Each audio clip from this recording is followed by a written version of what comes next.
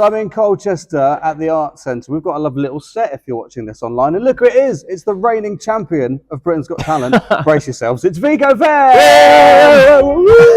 I knew this would happen. He's gone rogue already. You need your music. That's what we need. I'll behave since I'm on the internet. No, you won't. So, you won Britain's Got Talent. How did you manage that? I don't know. I don't know. I think it's the British public who has a sense of humor. They're like, that guy. It's all about the high vises. It is all about I came dressed for the occasion. And what people who didn't see the series don't know is that every time a camera passed me during the whole show, I ripped off another high vis. So it's not just what's on YouTube. Like if you haven't seen it and you just go and see the semi-final, you're like, what is this guy doing? I think it was really made sense from the beginning. Then you see the relationship with Simon starting. Yeah. With the high vises, where did that idea come from? Yeah, no, I know. It started at Melbourne Comedy Festival. Oh, okay. I was traveling with 4 clowns. We were sleeping on a couch for a month. As you do, just casually. Yeah, we were like traveling all around after clown school, and we were really just living from ticket sales, basically. Clown school? Mm. Did you go to clown school? Yeah. What did you just like pie people in the face for a day? We did that for a week. Yeah. For a week? Oh my god! Just like kicking the ass. That we did for a week. Fun. Yeah, it's brutal. It's so brutal. It's one clown boss kind of teacher. One teacher, and he's clown boss. He sounds scary. He's super scary. Big white hair, big alcoholized, drinking every day. Big drum, and he's like, "Your name is Matt." Yeah. He's like, "Matt, you are boring. Goodbye." And then you're just done for the day. Wow. And you could be on stage for 3 seconds, and he would like, bah! Do you think Matt is fantastically funny, or you say, "Bye-bye, Matt. You are a shit on the street of Paris."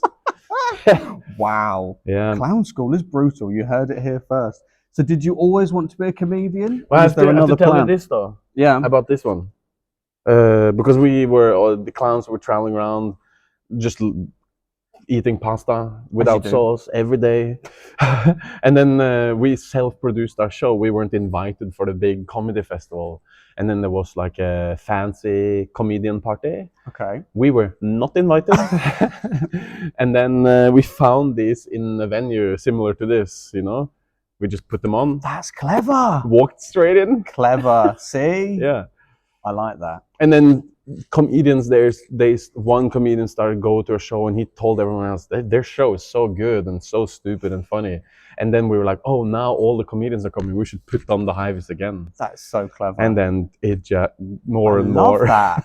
Love that. Did you always want to be a comedian then, or did you have another plan? Did you kind of fall into comedy, or was it always something you wanted to do? You chose those words. Did you like that? Yeah, clever that. I love that. See, I did a gag then. It's clever.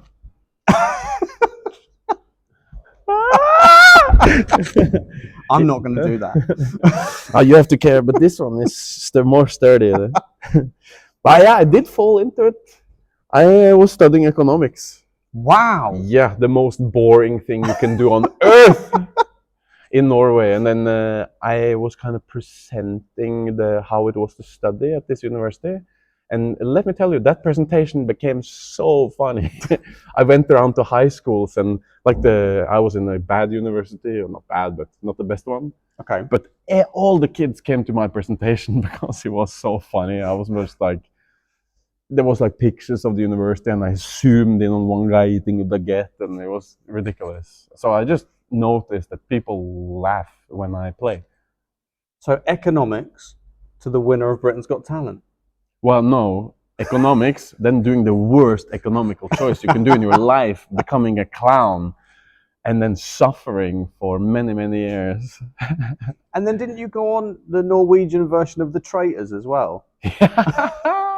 Yeah, I did. So were you a traitor or were you a faithful? I was, of course, faithful. Are you sure? Is he bluffing? He might be bluffing. What's crazy though, I went on it just after I did the audition for Britain's Got Talent. And in Norway, Traitors is like only celebrities do Okay. it. And I was like the wild card, and the head of the TV channel, like BBC, was like, Viggo, you are the only not famous one. He was like, we hope you do well, because wow. you are the wild card. And I was like, okay. And then the second day in Traitors, I had 2 of these in my backpack because I came straight from the audition. So I was like, you know what? I'm gonna put one on inside Traitors, where it's so strict and filming everything and stuff. And people were like, "Who is that guy with the high vis?" And then the 4th day inside Traitors, internet blew up. No, because the audition came out with the first with the vest. And if you haven't seen it, you have to see the audition. It's brilliant. Go watch it. Good place to start. Yeah, well, yeah. So then people were like, "Oh, you are that guy who's blowing up on the internet." So I started Traitors as the least famous, and then when I got out of there, I was the guy who kind of pulled the audience for the whole show. Wow. In Norway. You did well. Very good. Bit bizarre though. Well, yeah, we must talk about the Raw Variety performance. I mean, did you ever imagine you'd be ripping off high visors at the Royal Albert Hall in front of royalty? Thing is, people like, what you do is not comedy. I was like, no, it is. Yeah, but I don't think this is so funny, but I think it's funny. I laugh now when you say that I am there doing this. That makes me laugh. It was brilliant. It was absolutely brilliant. Thank you. There's not many people that can say they walked into the Royal Albert Hall with a load of high visors and commanded like thousands of people to swing the high visors and not drown. It was the room was really fun. And can I tell you something? I think I can tell you this.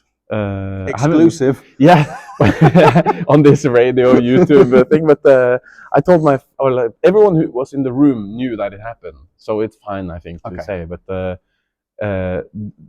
the room responded so well to me, but it was because the beginning was so good, because Simon Cowell came out. Yeah. He introduced with these new glasses that looked a bit weird as well. Yeah. If you haven't seen that, you'll have to look it up on YouTube, or you'll have no idea what I'm talking about. But yeah, he was seeing red, literally, you know. But anyway, he came out, and it's filmed as a live show, but it is filmed. So he come out, he starts introducing me, and he reads his text from a prompter, and then he kind of misspeak it a little bit, one word or something. So he's like, I'll start again, I'll do it again. And then I was in the wing, and it's very strict, you know, it's royalty, so everything is so bam bam. And I had a guy holding my shoulder for when I was supposed to enter. Oh, wow. But when Simon misspoke and started again, I just, and I ran out on stage, and I said, Simon, one more time! And the room just went crazy. Wow. They were laughing because they were like, oh, he has to do it again. Oh, they should have kept that in the edit. I know. But that's clown though. It's like, it's funny by mistake. Yeah. It's not so much clever. It's I love it. Yeah. One more thing before I let you go. One more thing. Clever. See, I'm full of it tonight. We've got to talk about the tour. Love that. I mean, you're here in Colchester, you're touring all over the UK. What's the tour been like? You saw the show today. It was brilliant. It's utter madness, but it's brilliant. Wild, yeah. I do some shows in Norway, 3 shows in Norway, and then 60 in the UK, because I love it here so much. People like, I was in Cardiff in Wales, and this is our second time ever in Wales, and we're doing this beautiful theatre with like dung dung dung and 1,000 people and gold on the thing, and then 80% of the audience show up in high vis. The people who work there, they're like, we've never seen this before. It's something crazy has happened. It's beautiful to come out to the British public love you, Viggo. I love you too, and we've been having fun in the shows. So you look like you have the best time. And I think the one thing I think that must be good for you is that although you're doing the same show, every show's different because you don't know who you're going to get in the crowd. Absolutely, yeah. Today, well, yeah, it's different every time. Tonight certainly was, honestly. Yeah, it's been so fun, and I'm happy I get to go to places like Taunton. I've never been there before. And I'll stop blobbing, but I went back to Manchester, the Lowry. Where you did your audition? Yes, and that was so special because the audition is just like, here's Anton Deck. They ask you 4 questions and straight out. It was just like, and then out, and then it's like, whoa, so many people. And then to come to the library with my own show was beautiful. And then seeing a sea of Ivies.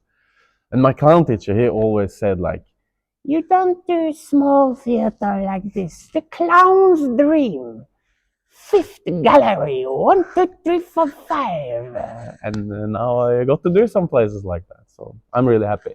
Good. Well, you're brilliant. Keep doing what you're doing. So people Keep watching, doing it. one more time. People watching, people listening, where can they find out about the rest of your tour? Yeah, myname.com. Or not myname.com, but ViggoVenn.com. Yeah, don't put in myname.com. Yeah. That might be something completely different. Go and check him out. He's brilliant. I have to interrupt you one last time because I say my One name more is, time. Yeah, one more time. This guy's on fire. I say my name is Viggo.